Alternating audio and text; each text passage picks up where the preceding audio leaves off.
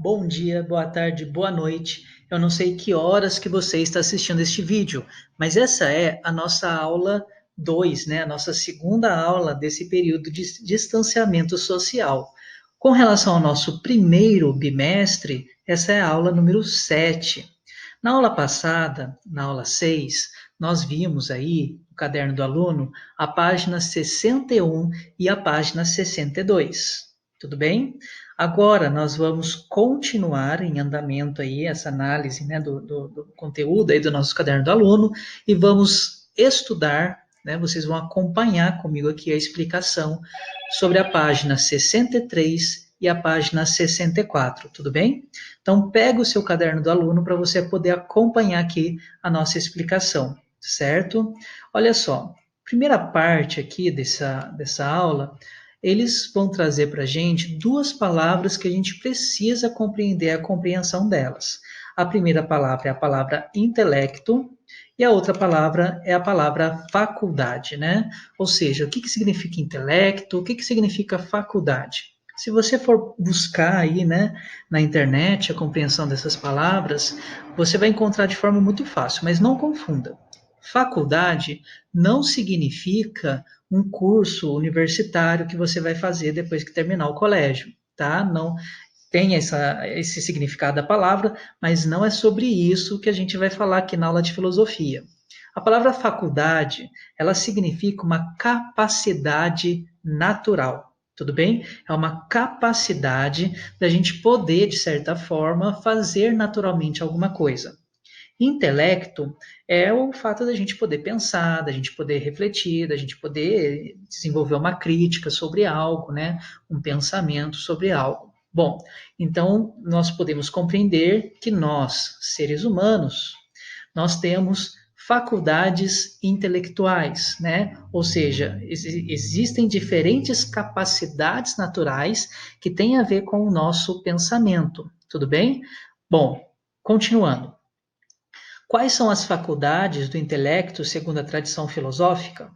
Né? Então, assim, diante daquilo que os filósofos eles já chegaram a refletir, já chegaram a pensar, quais são as capacidades naturais que o ser humano tem em relação ao próprio pensamento?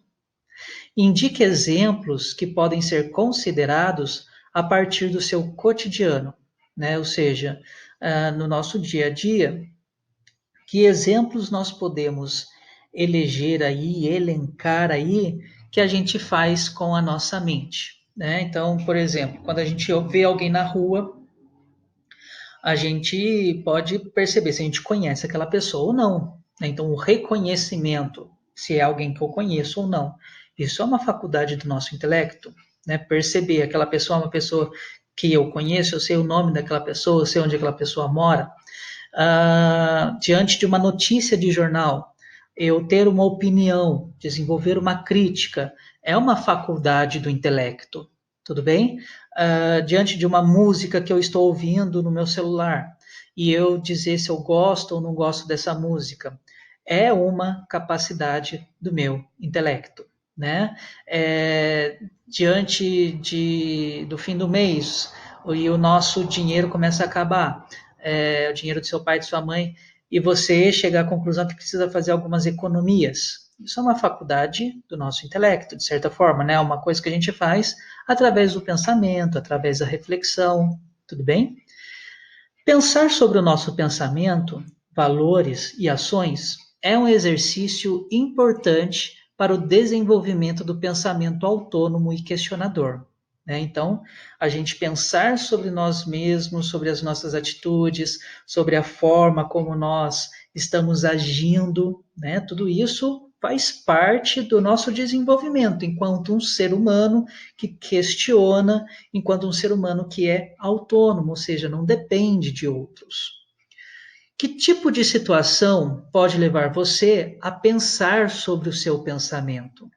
Você já parou para pensar naturalmente sobre os seus pensamentos? Sobre por que você pensa da forma como você pensa, por que você julga as pessoas da forma como você julga, por que você gosta de determinadas coisas que você gosta? É, que tipo de situação pode levar você a pensar isso? Quais são os valores? Quais são as ações, né? Você já parou para pensar nas suas ações, nas suas atitudes? Você já parou para pensar nos valores que motivam você a tomar determinadas ações, determinadas atitudes? Você já mudou o seu modo de agir ou deixou de fazer alguma coisa depois de refletir? Ou seja, pensar sobre a forma como você pensa já fez você mudar de atitude? Você já refletiu e pensou e isso mudou o seu comportamento? Né? Quando um pai fica bravo com um filho e coloca aquele filho de castigo, a ideia daquele pai é fazer aquele filho pensar sobre o que ele fez. Pensar sobre o que nós fazemos muda o nosso jeito de agir?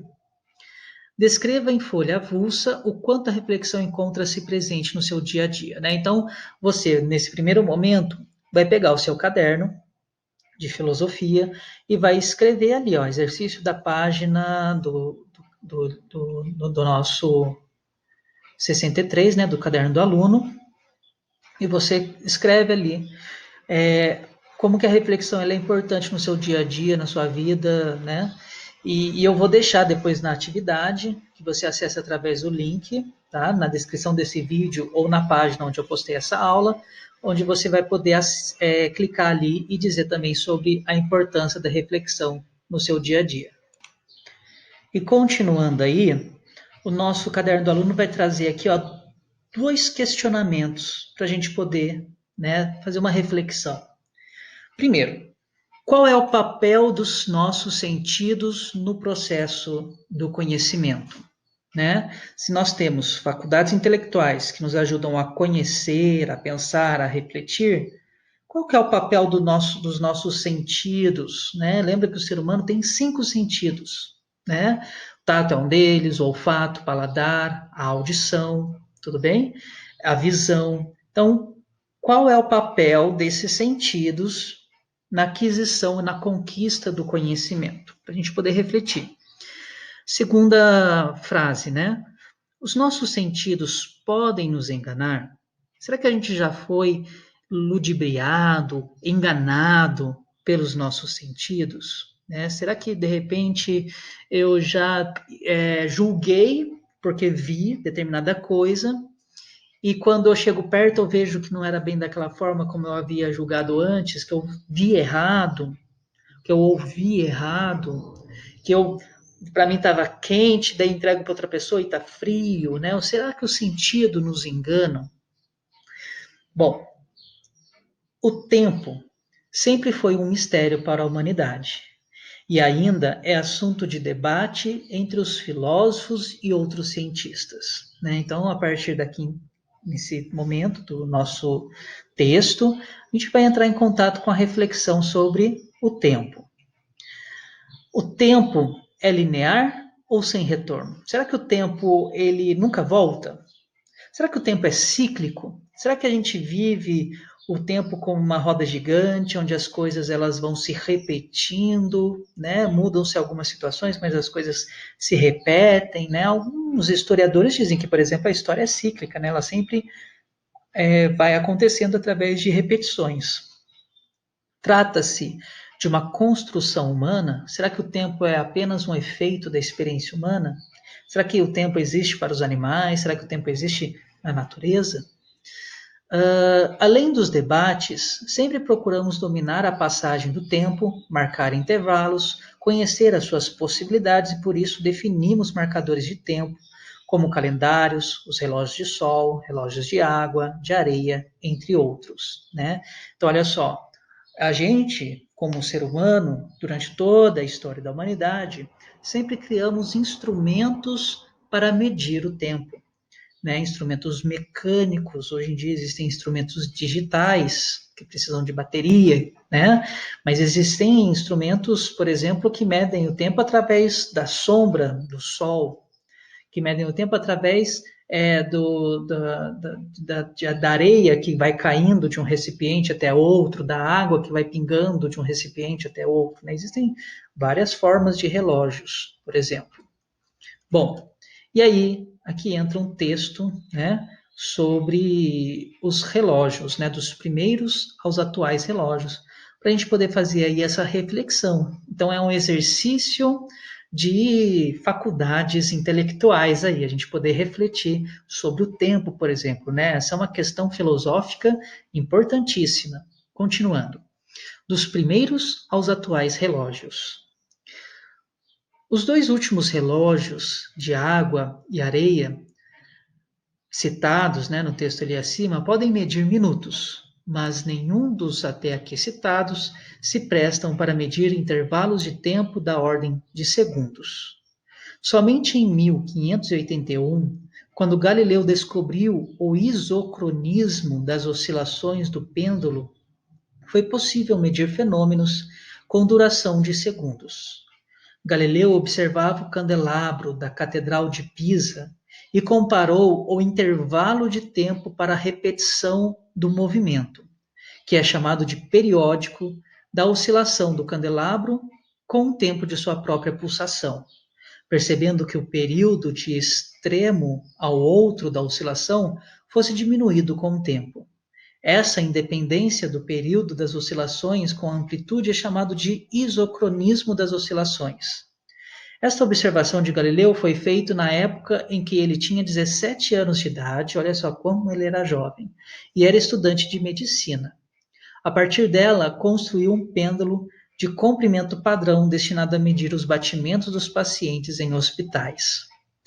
Essa descoberta permitiu que fossem construídos os primeiros relógios de pêndulo acionados por pesos ou por mola espiral, nos antecessores dos atuais relógios, né? Então, olha só, aqui, esse texto, ele não é um texto de filosofia, é um texto que traz alguns conhecimentos da ciência, especificamente da física, né? Como que as coisas funcionam na natureza.